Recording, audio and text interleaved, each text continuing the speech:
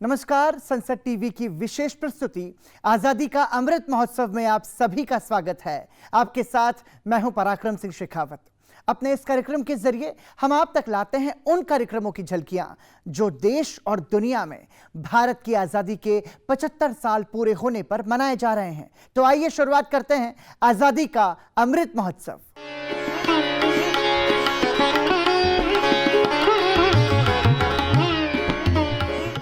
हमारा देश भारत हमारी आन बान और शान है।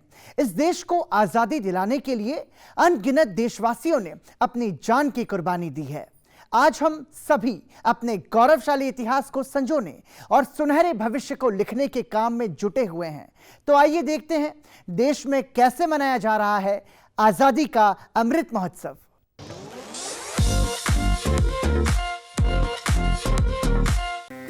राष्ट्रीय महिला आयोग ने मानव तस्करी विरोधी जागरूकता पर संगोष्ठी का आयोजन किया। पुलिस अनुसंधान और विकास ब्यूरो के सहयोग से की गई इस संगोष्ठी में मानव तस्करी से परिचय, अवधारणा, प्रकार, मौजूदा प्रतिक्रिया प्रणाली और तस्करी के मनोवैज्ञानिक सामाजिक प्रभाव पर चर्चा की गई। साथ ही इसकी रोकथाम में नागरिक संगठनों की भूमिका पर भी बात की गई। राष्ट्रीय महिला आयोग की अध्यक्ष रेखा शर्मा और पुलिस अनुसंधान और विकास ब्यूरो के महानिदेशक बालाजी श्रीवास्तव ने इस संगोष्ठी की सह अध्यक्षता की।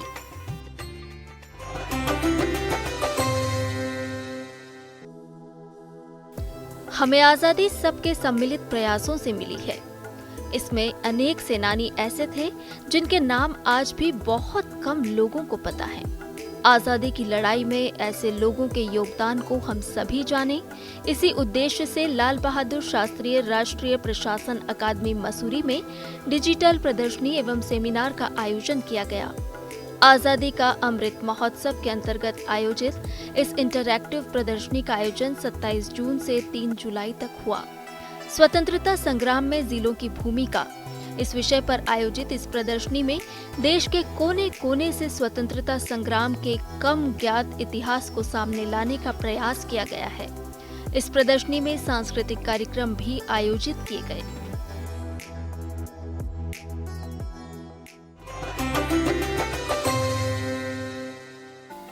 हमारे देश की सांस्कृतिक और भौगोलिक सुंदरता इतनी आकर्षक है कि हर कोई इस ओर खींचा चला आता है। ऐसा ही है अरुणाचल प्रदेश। तो आइए आपको बताते हैं अरुणाचल के बारे में। अरुणाचल की जीरो वैली तो पूरी दुनिया में मशहूर है। यहाँ रहने वाली आपातानी जनजाति और म्यूजिक फेस्टिवल को खास तौर पर देखने के लिए लोग यहाँ आते हैं। इसके अलावा भी यहाँ ऋतुओं को उत्सव के तौर पर मनाने के लिए मोनपा फेस्टिवल, मोपिन फेस्टिवल, बुरी बूट फेस्टिवल और हिल मिरिस फेस्टिवल जैसे कई उत्सव मनाए जाते हैं।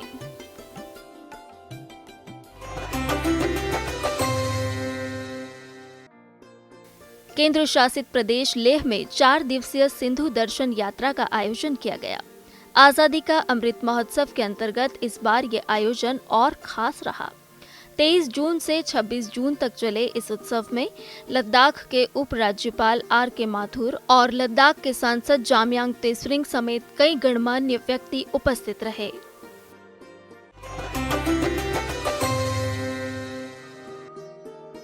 रेडियो पर प्रसारित होने वाले लोकप्रिय कार्यक्रम मन की बात में इस बार प्रधानमंत्री ने उदयपुर की सुल्तान की बावड़ी का जिक्र किया। आजादी के 75 साल के जश्न के दौरान देश में कई ऐसे ऐतिहासिक विरासत स्थलों को संरक्षित करने का कार्य हो रहा है। सुल्तान की बावड़ी भी इन्हीं में से एक है। इसे प्रधानमंत्री ने सुल्तान के सुरतान नाम दिया है। दरअसल युवाओं ने न सिर्फ इस बावड़ी को संरक्षित करने का काम किया है, बल्कि अब यहाँ कई सांस्कृतिक कार्यक्रम भी होते हैं। एक दिन कुछ युवा ऐसे ही घूमते हुए इस बावड़ी तक पहुंचे और इसकी स्थिति देखकर बहुत दुखी हुए। इन युवाओं ने उसी क्षण सुल्तान की बावड़ी की तस्वीर और तकदीर बदलने का संकल्प लिया। उन्होंने अपने इस मिशन को नाम दिया सुल्तान से सुरतान।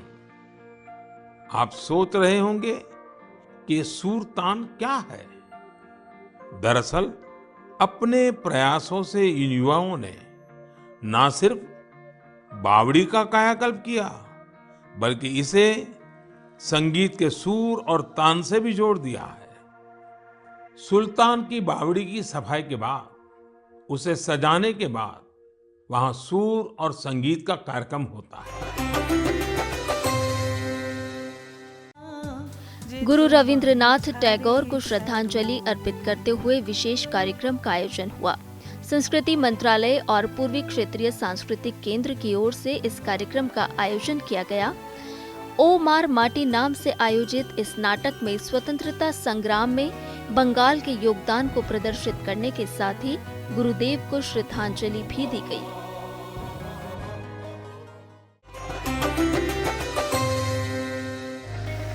आजादी का अमृत महोत्सव के अंतर्गत हर घर तिरंगा और मैं भारत हूँ मुहिम के अंतर्गत आज मिलिए पिता पुत्री की इस जोड़ी से।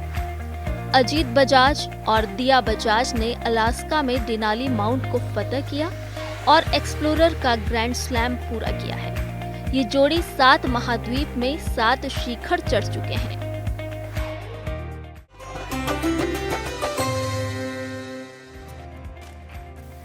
आजादी का अमृत महोत्सव के जरिए देशवासियों में एक जोश का संचार हो चुका है। पूरा देश आजादी के 75वें वर्ष के उत्साह को अपने अपने तरीके से मना भी रहा है। देखिए इस महोत्सव के प्रति लोगों के उत्साह की एक झलक। अमृत महोत्सव जरुपुकुंटोंदी। देश मना रहा है आजादी का अमृत महोत्सव। देश मना रहा है आजादी का अमृत महोत्सव। आजादी का अमृत महोत्सव के अंतर्गत पहली बार देश से ऑर्गेनिक आम विदेश भेजे गए। रूस और भारत के बीच संबंधों में मिठास घोलने के उद्देश्य से लखनऊ से इन आमों को मॉस्को भेजा गया।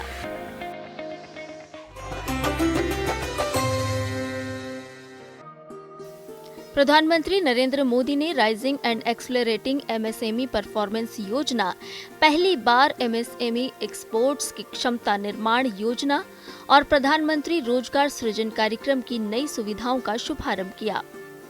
प्रधानमंत्री ने ये उद्घाटन आजादी का अमृत महोत्सव के अंतर्गत आयोजित उद्यमी भारत कार्यक्रम के दौरान किए। इस अवसर पर उन्होंने कहा कि लोकल उत्पादों को हमने ग्लोबल बनाने का संकल्प लिया है। कोशिश ये है कि मेक इन इंडिया के लिए लोकल सप्लाई चेन बने जो भारत की विदेशों पर निर्भरता कम कर सके। तो मैं ये कहूंगा कि एमएसएमई के उद्यम से ही आत्मनिर्भर भारत अभियान को सिद्धि मिलेगी, भारत सशक्त होगा।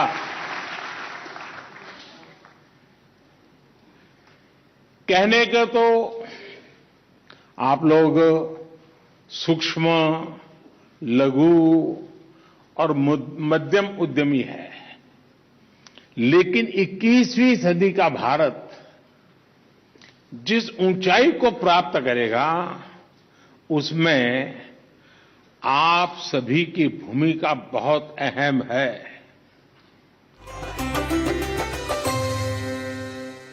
आजादी का अमृत महोत्सव में फिलहाल वक्त हो चला है एक छोटे से ब्रेक का, लेकिन ब्रेक पर जाने से पहले आपको सुनाते हैं पंडित ओंकार नाथ ठाकुर की सुमधुर आवाज।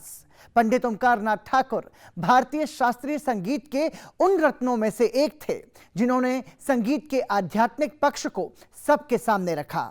उनके संगीत ने सरदार पटेल, महात्मा गांधी और महामना पंडित मदन मोहन मालवीय जैसे स्वतंत्रता सेनानियों को भी प्रभावित किया।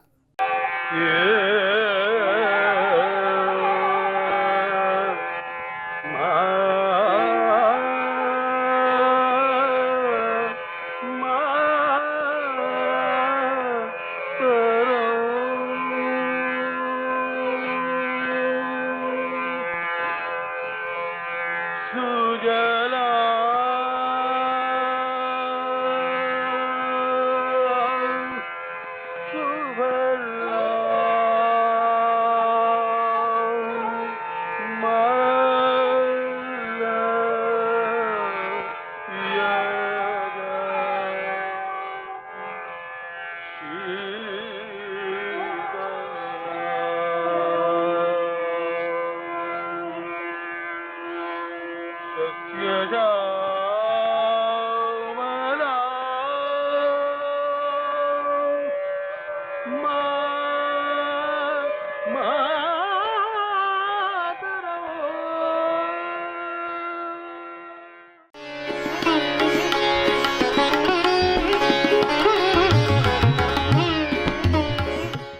के बाद एक बार फिर आपका स्वागत है। आइए कार्यक्रम को आगे बढ़ाते हैं और आपको दिखाते हैं दुनिया भर में कैसे मनाया जा रहा है भारत की आजादी का अमृत महोत्सव।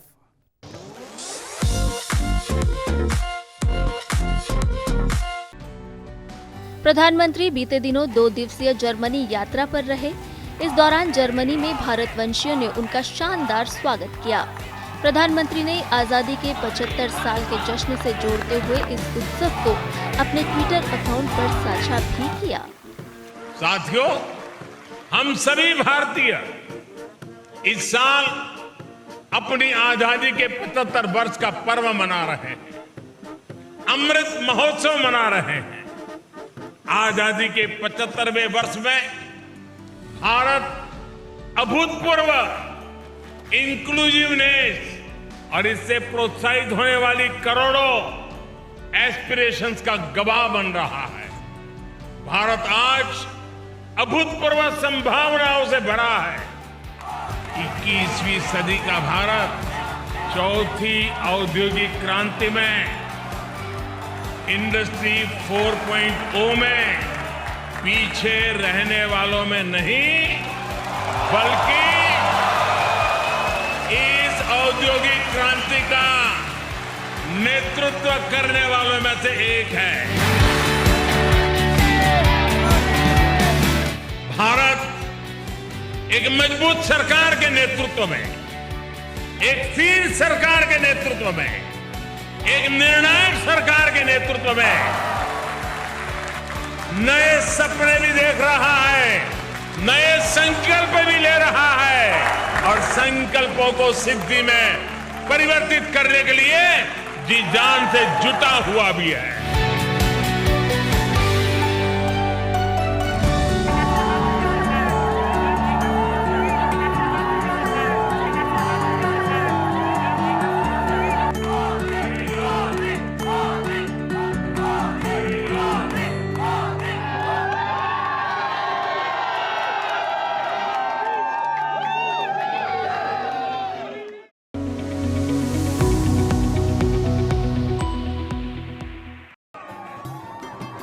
पाँच 500 यात्रियों को लेकर भारत गौरव ट्रेन नेपाल के जनकपुर पहुंची। भारत गौरव ट्रेन का नेपाल के जनकपुर में भव्य स्वागत किया गया। ये ट्रेन भगवान श्री राम से जुड़े धार्मिक स्थलों की यात्रा करवाने वाली पहली ट्रेन है। ट्रेन जब जनकपुर पहुंची तो बड़ी संख्या में लोग स्टेशन पर जुटे हुए थे। रामायण सर्किट की यात्रा करवाने वाली इस ट्रेन की यात्रा का यात्रियों ने खूब लुत्फ लिया।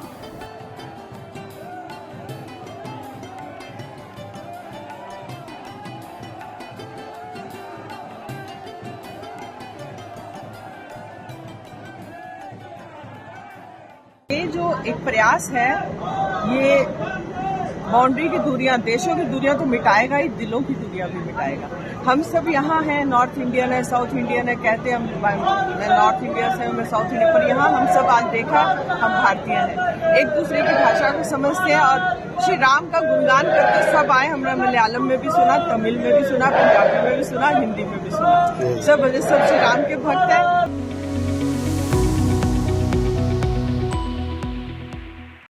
आजादी का अमृत महोत्सव के तहत केन्या में सांस्कृतिक महोत्सव 2022 का आयोजन किया गया। यह अवसर था भारतीयता के मेगा सेलिब्रेशन का। इस आयोजन में भारतीय संस्कृति को समर्पित कार्यक्रम प्रस्तुत किए गए।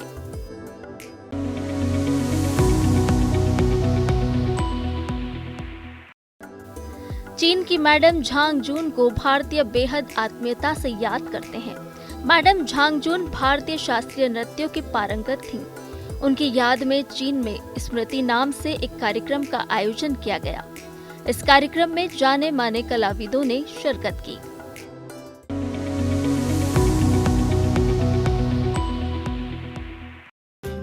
भारत के पहाड़ी क्षेत्रों की कलाएं, खासकर कशीदाकारी, देश ही नहीं दुनिया में भी मशहूर है।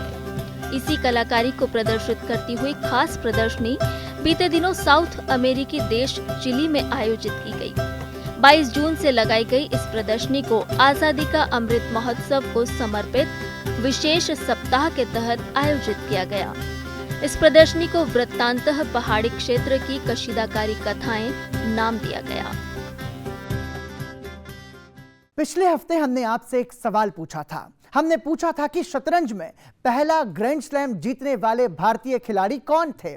आइए आपको बताते हैं इसका सही जवाब। शतरंज के खेल में पहला अंतर्राष्ट्रीय ग्रैंड स्लैम जीतने वाले खिलाड़ी हैं विश्वनाथन आनंद। विश्वनाथन आनंद का जन्म 11 दिसंबर 1969 में हुआ था। इन्होंने 5 बार विश्व शतरंज प्रतियोगिता जीती है और निर्विवाद विजेता रहे हैं। और जैसा कि हम हर हफ्ते आजादी का अमृत महोत्सव में आपसे एक सवाल पूछते हैं और हमें पता है कि आप सभी को इंतजार रहता है कि इस हफ्ते का सवाल क्या होगा। क्या आपको पता है कि भारत में स्थित कौन सी पर्वतमाला हिमालय से भी अधिक पुरानी है? आजादी का अमृत महोत्सव में आज के लिए इतना ही। चलते चलते आपको छोड़े जाते हैं वंदे मातरम की खूबसूरत झलकियों के साथ। वंदे मातरम का यह कार्यक्रम म्यूनिख में आयोजित किया गया था। इसी के साथ मुझे दीजिए इजाजत। नमस्कार।